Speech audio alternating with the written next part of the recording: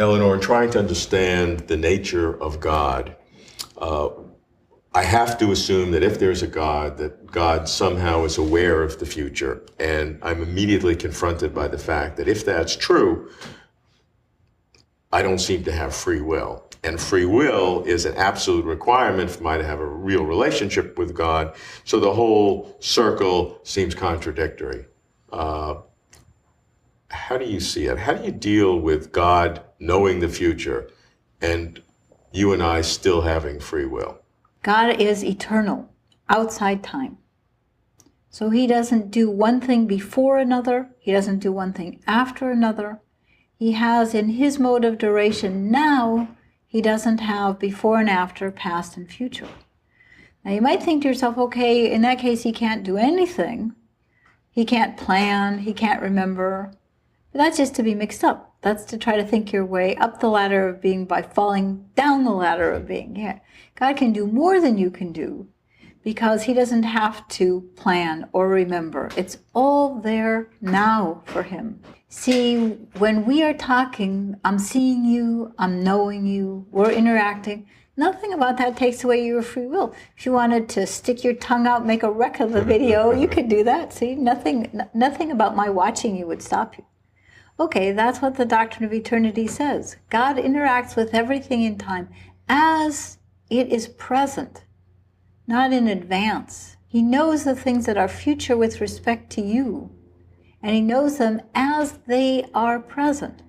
In our mode of existence, which is temporal, the future is absolutely open, in principle unpredictable by anybody in time.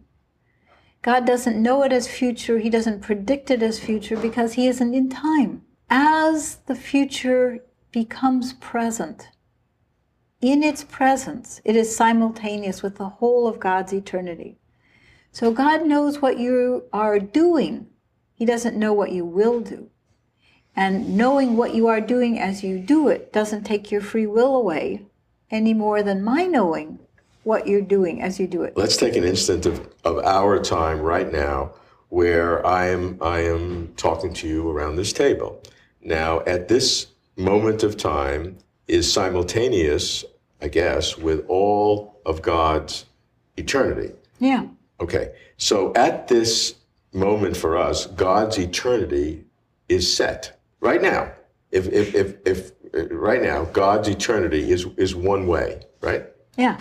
Okay, so that one, and God can't be wrong about anything or it wouldn't be God. So God's omniscient, so God's eternity is set, and what God knows or thinks right now, simultaneous with us right now, is set.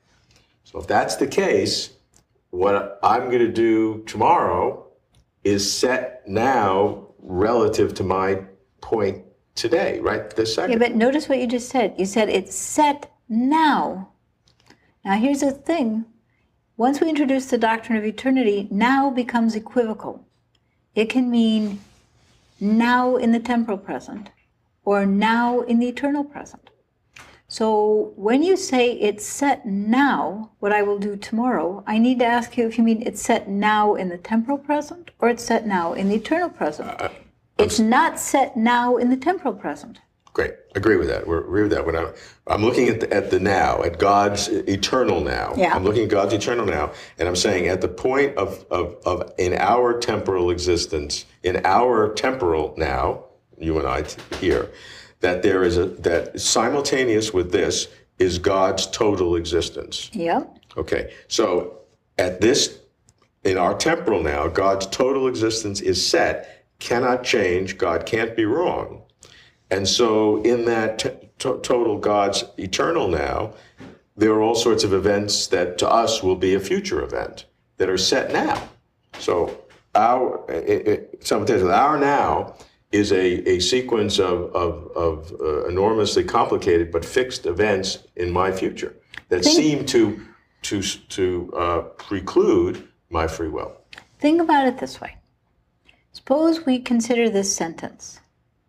Robert will eat broccoli for breakfast tomorrow. Okay? You know me well. Yeah, well, I'm learning here. Okay. So suppose we consider this sentence and we want to ask, is it true or false? Now, if we're going to ask that question, what we're going to ask is, what would the truth maker for it be? See, suppose it were true, it would have to have something that made it true. What would the truth maker be?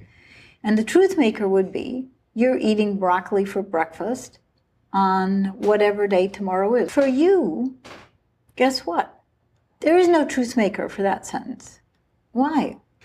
Because the 26th is future. It's not present, it's future. The future doesn't exist yet. There's no truth maker for that sentence. At this point. That's the point we're talking about. Right, that's what I'm right. But see, for God, there is a truth maker for the sentence. What is it?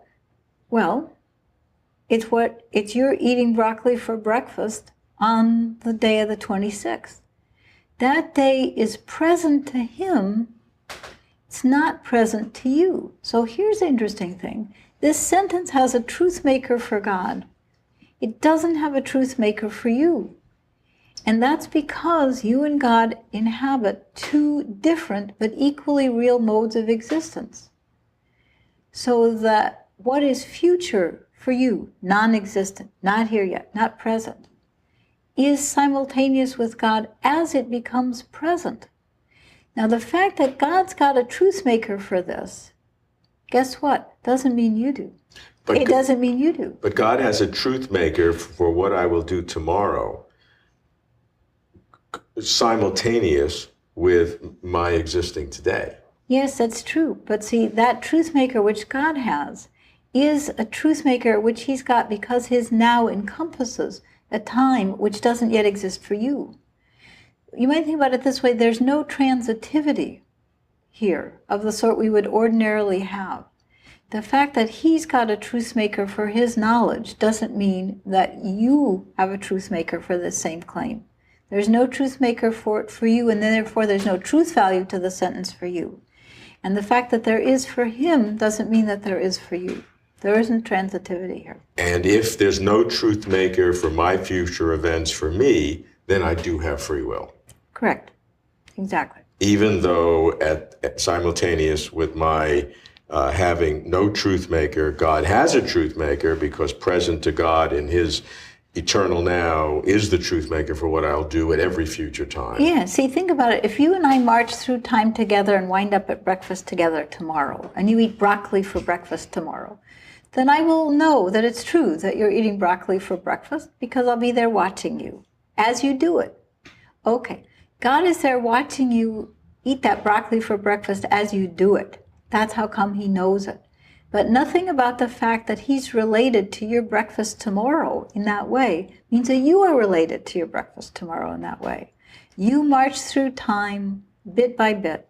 That's not the way he connects to time. There is no connection between his having a truth maker for this and you're having a truth maker. And since there is no truth maker for you, that future is totally open.